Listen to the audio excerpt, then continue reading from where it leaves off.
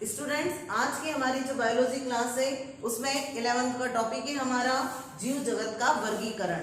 संपूर्ण जीव जगत को कैरोलस लिनियस नामक साइंटिस्ट जो थे उन्होंने दो जगत में उसको विभाजित किया, पादप जगत और जंतु जगत। अब चूंकि संपूर्ण जीव जगत को यदि दो जगत में विभाजित करते हैं तो पादप जगत के अंतर्गत उन्होंने शैवाल, जीवाणु, कवक, लाइकेन, पौधे इन सबको रखा और जंतु जगत में उन्होंने कुछ एक कोशिकीय और बहुकोशिकीय प्राणियों को रखा। अब क्या होता है कि इनमें कुछ जो होते हैं सहजीवी दर्शाते हैं, कवक कुछ मृतजीवी होते हैं, शैवाल जो होते हैं वो स्वपोषी होते हैं, तो कुछ परपोषी होते हैं। सबकी अपनी अपनी अलग क्वालिटी है, तो इनको एक साथ पौधों में रखना उचित नहीं है। तो अब उन्होंने क्या किया, आगे एक वैज्ञानिक हुए R.H. विटकर। इन R.H. विटकर नामक साइंटिस्ट ने संपूर्ण जगत को उन्होंने क्या करा, 5 जगत में डिस्ट्रीब्यूट किया। अब ये 5 जगत कौन कौन से थे आप देखिए, मोनेरा जगत, प्रोटिस्टा जगत, फंजाई जगत, फंजाई मतलब कवक जगत, पादप जगत और जंतु जगत। अब यहाँ पे देखिए आप, पादप अलग है, जंतु अलग है ना। और उसके बाद भी मोनेरा, मोनेरा मतलब जीवाणु कोशिका। आपको मैं बता चुकी हूँ जीवाणु कोशिका, कई बार मेरी वीडियो देखिएगा। मोनेरा में जीवाणु कोशिकाएं आती है। जीवाणु कोशिकाएं भी कौन सी, जैसे साइनोबैक्टीरिया, आर्किबैक्टीरिया। अब साइनोबैक्टीरिया क्या है, साइनोबैक्टीरिया ऐसी जीवाणु कोशिका है जो कि जिसके अंदर क्लोरोफिल होता है ना। ये जीवाणु कोशिका है लेकिन फिर भी इसके अंदर क्लोरोफिल होता है और ये अपना भोजन बना सकती है। प्रथम प्रकाश संश्लेषी जीव के नाम से जानी जाती है। ऑब्जेक्टिव के लिए इंपॉर्टेंट क्वेश्चन है कि प्रथम प्रकाश संश्लेषी जीव कौन सा है, तो साइनोबैक्टीरिया। और आर्किबैक्टीरिया प्राचीनतम जीवित जीवाश्म के नाम से जाना जाता है। तो ये भी एक प्रकार की जीवाणु कोशिका है। क्या विशेषता होती है इनकी, ये एक कोशिकीय होती है, प्रोकैरियोटिक होती है। एक कोशिकीय बता चुकी हूं मैं, इनका शरीर जो होता है वो एक कोशिकीय, और प्रोकैरियोटिक मतलब पूरी जो है तरह से विकसित केंद्रक इनमें नहीं पाया जाता है। तो ये जीवाणु कोशिका हुई। उसके बाद में प्रोटिस्टा जगत, मोनेरा के बाद प्रोटिस्टा। प्रोटिस्टा में आप यूग्लिना, अमीबा, पैरामीशियम है ना, जो प्रोटोजोआ के अंतर्गत आते हैं वो सब प्रोटिस्टा जीव है। ये भी एक कोशिकीय होते हैं। इनका संपूर्ण शरीर एक कोशिका से बना होता है, पर ये यूकैरियोटिक होती है, मतलब इनमें सुविकसित केंद्रक पाया जाता है। अब ये स्वकोशी भी हो सकती है, परकोशी भी हो सकती है। यहाँ मैंने पैरामीशियम का चित्र बनाया है। इनमें चलने के लिए यूग्लिना, यूग्लिना जो होता है उसमें कशाप होते हैं, पैरामीशियम में सीलिया होते हैं। अब ये स्वकोशी और परकोशी दोनों है। तो आप देखिए कि जो आप एक बहुत अच्छा एग्जाम्पल है यूग्लिना का। यह एक ऐसा जंतु है जो जंतु और पौधों दोनों के अंतर्गत आता है। क्यों, क्योंकि यूग्लिना के अंदर क्लोरोफिल पाया जाता है। तो क्लोरोफिल मतलब जब वो सूर्य के प्रकाश में होता है तो वो अपना भोजन स्वयं बना सकता है, तो उसे कहते हैं स्वपोषी। और जब उसमें जो अंधेरे में होता है तो वो अपना भोजन नहीं बना सकता, तब वो कहलाता है परपोषी। तो यूग्लिना एक बहुत अच्छा इसका एग्जाम्पल है। तो यूग्लिना हुआ, अमीबा हुआ, पैरामीशियम, ये सब प्रोटिस्टा के अंतर्गत आने वाले जीव हैं। तो पहला जगत हुआ मोनेरा जिसमें जीवाणु कोशिकाएं आती है, साइनोबैक्टीरिया, आर्किबैक्टीरिया।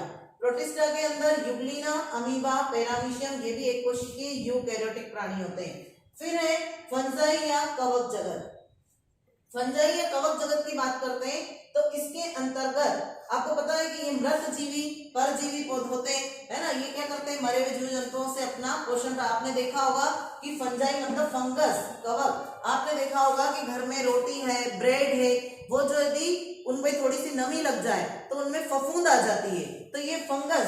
तो ये इसका उदाहरण मशरूम हुआ, कुकुरमुत्ता हुआ। ये कैसे होते हैं, बहुकोशिकीय है और यूकैरियोटिक है। ये मृतजीवी या परजीवी दोनों होते हैं। इसका बेस्ट एग्जांपल आपको जो है हमारे घरों के आसपास या हमारे कहीं पे भी स्कूल में, विद्यालय के उसमें आपको जो है इस तरह का मशरूम जो है, एगेरिकस भी कहते हैं जिसको, ये देखिए आप, एगेरिकस या मशरूम छतरी नुमा संरचना होती है ना। ये फंजाई जगत के अंतर्गत आने वाला है, तो ये इसको आप देखिएगा। उसके बाद हम बात करते हैं पादप जगत की। पादप जगत में समस्त पौधे, जितने भी पौधे होते हैं वो सब पादप जगत के अंतर्गत आते हैं। वो होते हैं एक बहुकोशिकीय और बहुकोशिकीय और यूकैरियोटिक। तो ये सब इसके अंतर्गत आएंगे। अब ये मैं आपको इसलिए नहीं बता रही हूँ बहुकोशिकीय और यूकैरियोटिक, मैं पहले की वीडियो में आपको बता चुकी हूँ यूकैरियोटिक क्या होता है, बहुकोशिकीय क्या होता है। इनमें पोषण की विधि कौन सी होती है, स्वपोषी, क्योंकि पौधों में क्लोरोफिल पाया जाता है, इस कारण वो अपना भोजन स्वयं बना सकते हैं, तो प्रकाश संश्लेषण की क्रिया के द्वारा, इसलिए उसे कहते हैं स्वपोषी। क्योंकि ये 5 जगत जो वर्गीकरण था, इसका जो आधार था वो क्या था, एक कोशिकीय है या बहुकोशिकीय है, प्रोकैरियोटिक है या यूकैरियोटिक है। फिर भोजन की विधि कौन सी है, स्वकोशीय है या परकोशीय। इसी के आधार पे 5 जगत वर्गीकरण किया गया था आर.एच. व्हिटकर के द्वारा। फिर उसके बाद में जंतु जगत। अब जंतु जगत में समस्त जंतु, जितने भी जंतु हैं, चाहे वो चूहा हो, बिल्ली हो, गाय हो, जो भी हो, वो सब जंतु जगत में आएंगे। ये परपोषी भी हो सकते हैं, ये मृत जीवी भी हो सकते हैं। ये प्राणी हम जो है मलोशयिक पोषण करते हैं, तो ये इस तरह का पोषण जो है जंतु जगत में पाया जाता है। अब ये जो पादप जगत है, पादप जगत जो है वो इतना विस्तृत है कि उसको हम आगे जंतु जगत भी पढ़ेंगे विस्तृत। अब पादप जगत जो इतना विस्तृत है कि उनको और 5 भागों में डिवाइड किया गया। तो उसको 5 जगत में कौन कौन से में डिवाइड किया वो देखिए आप। सबसे पहला थैलोफाइटा, जिसको हम शैवाल जगत भी कहते हैं, ब्रायोफाइटा जिसे पादप जगत का उभयचर कहते हैं, टेरिडोफाइटा, जिम्नोस्पर्म और एंजियोस्पर्म। जिम्नोस्पर्म मतलब अनावृत बीजी, एंजियोस्पर्म मतलब आवृत बीजी। ये सब आपको टर्म्स में बता चुकी हूं मैं इस वीडियो में।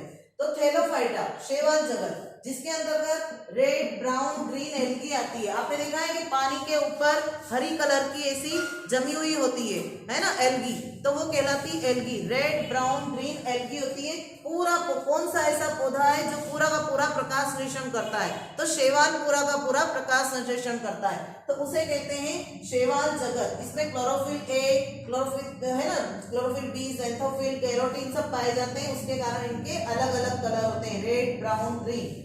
ब्रायोफाइटा जिसे कहते हैं पादप जगत का उभयचर। मॉस का पौधा, लीवरवर्ट, मार्केंशिया सब इसके अंतर्गत आते हैं, ब्रायोफाइटा के अंतर्गत। मॉस इसका सबसे अच्छा उदाहरण है। उभयचर क्यों कहते हैं इसको, जो जल और थल दोनों पे रहता है उसे कहते हैं उभयचर।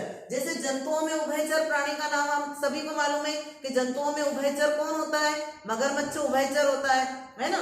तो ऐसे ही यहाँ पे भी आप देखिए, मेंढक किस में आता है, जल में भी रहता है, थल में भी रहता है। तो ऐसे ही यहाँ पे एक मॉस का पौधा है जो भी बारिश के दिनों में बहुत दिखाई देता है। मॉस के पौधे में क्या होता है, 3 भागों में डिवाइडेड होता है। मॉस के पौधे का चित्र आपको प्रैक्टिकल में भी आता है।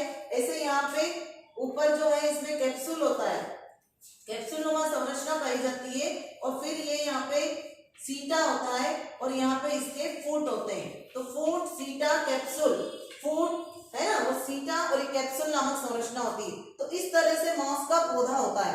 तो स्पॉटिंग में तो आपको मैं दिखाई रही हूँ इसको, ये स्पॉटिंग में देखिए आप, मॉस का पौधा जो ब्रायोफाइटा के अंतर्गत आता है, इसे कहते हैं मॉस, है ना। फ्यूनेरिया भी कहा जाता है। इसका डायग्राम भी 11th वालों को प्रैक्टिकल में भी है, तो ये फ्यूनेरिया। और इसके अलावा इसका लाइव एग्जाम्पल आप देख सकते हैं।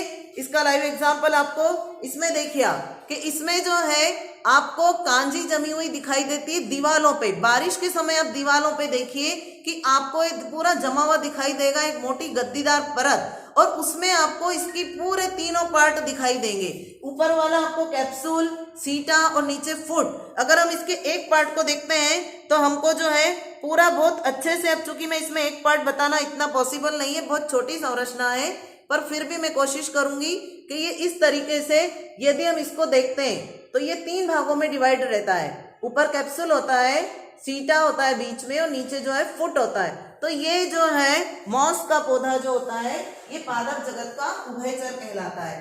टेरिडोफाइटा, टेरिडोफाइटा में फर्न, सिलेजिनेला, कोयले का निर्माण इसी से होता है, फर्न से। और इस फर्न में क्या होता है, ये फर्न का देखिए आप, टेरिडोफाइटा, इसमें आपको छोटे छोटे पत्तियों पे यहाँ पे बीजाणु दिखाई दे रहे हैं। देखिए आप यहाँ पर आपको बीजाणु दिखाई देंगे। ये फर्न विथ सोराई, सोराई ये फर्न प्लांट है, ये बीजाणु यहाँ पे आपको दिखाई दे रहे हैं, है ना। तो ये फर्न का प्लांट है जिसे हम टेरिडोफाइटा का उदाहरण बताएंगे। फिर उसके बाद में जो है टेरिडोफाइटा के बाद में जिम्नोस्पर्म, जिम्नोस्पर्म जिसमें थूजा, साइकस, स्पाइनस पहाड़ों पे पाए जाते हैं, साइकस, स्पाइनस। थूजा तो हमारे आसपास पाया जाता है, और जिम्नोस्पर्म मतलब अनावृत बीजी, जिनके ऊपर आवरण नहीं होते हैं, ये मैं आपको बता चुकी हूँ। ये जिम्नोस्पर्म, इस जिम्नोस्पर्म में देखिए आप, इस जिम्नोस्पर्म में आपको जो है ये बीज जिनके ऊपर आवरण नहीं होते, नग्न बीजी जो कहलाते हैं, तो ये जो है जिम्नोस्पर्म। फिर उसके बाद में एंजियोस्पर्म, एंजियोस्पर्म मतलब एक बीजपत्री, द्विबीजपत्री, है ना, आवृत बीजी, जिनके ऊपर आवरण पाया जाता है। एग्जाम्पल बताया था मैंने आपको, जैसे ये इमली, इमली भी हुई, सेव फल हुआ, अनार हुआ, जैसे कि फल के अंदर बीज पाए जाए तो उन्हें कहा जाता है आवृत बीजी, या जिन्हें हम कहते हैं एंजियोस्पर्म। तो ये एंजियोस्पर्म का उदाहरण है। समस्त एक बीजपत्री, द्विबीजपत्री इसके अंतर्गत आते हैं। अब यहाँ पे मैंने बात करी थी पादप जगत की और जंतु जगत की। अब पादप जगत और जंतु जगत है ना, ये दो जगत थे, लेकिन चूंकि इतना बड़ा विस्तृत क्षेत्र है कि इनको केवल दो में ही नहीं समेट सकते, इसलिए इनको जो है आर्यभट्ट विट्कर ने 5 जगत में बांटा, मोनेरा, प्रोटिस्टा, फंजाई, पादप और जंतु। और इनका आधार क्या था कि ये एक कोशिकीय है या बहुकोशिकीय है, प्रोकैरियोटिक है या यूकैरियोटिक है, इनकी पोषण की विधि कौन सी है, स्वकोशीय या परकोशीय। और उसके बाद में पादप जगत का क्षेत्र बहुत विस्तृत है, तो उनको 5 जगत में बांटा गया, थैलोफाइटा, ब्रायोफाइटा, टेरिडोफाइटा, जिम्नोस्पर्म और एंजियोस्पर्म। ये पांचों मैंने आपको उदाहरण सहित समझाए। आपको मेरी वीडियो पसंद आई हो तो आप उसको लाइक कीजिए, शेयर कीजिए, चैनल को सब्सक्राइब कीजिए और एक स्क्रीनशॉट ले लीजिए।